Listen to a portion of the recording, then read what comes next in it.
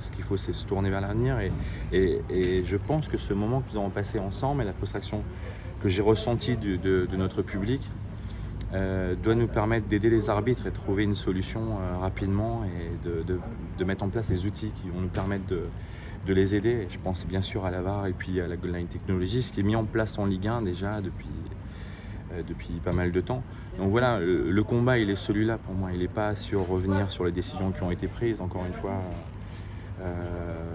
Ça, c'est terminé. Mais reprendre je dirais,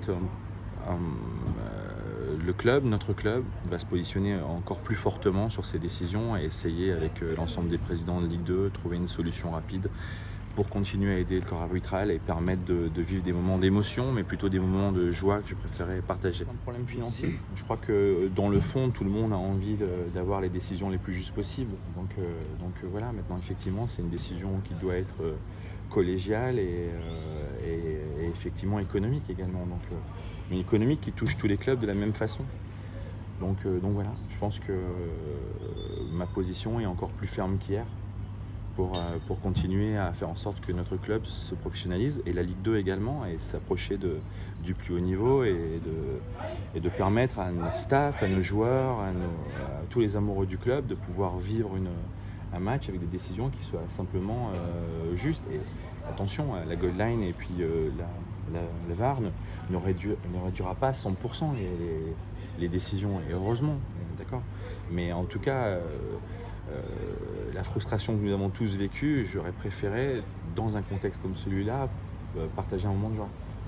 Donc voilà, on va continuer nos efforts et je suis persuadé qu'on trouvera les solutions. Il n'y a vraiment pas de débat.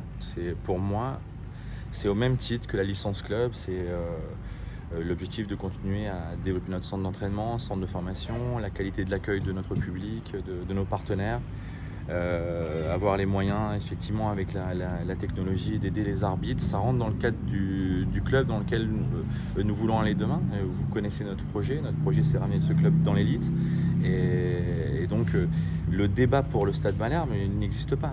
Nous, c'est de continuer notre travail, notre progression avec ce qui est demandé à l'étage supérieur.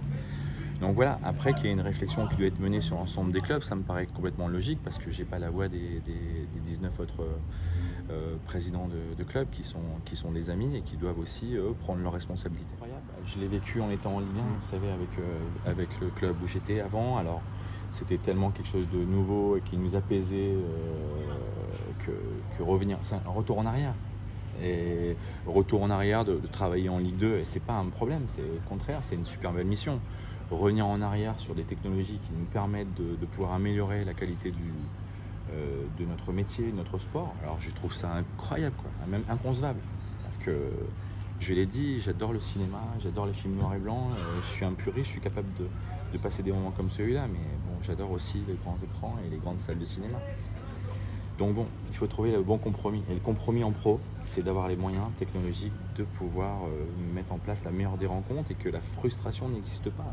Simplement la défaite si nous la méritons.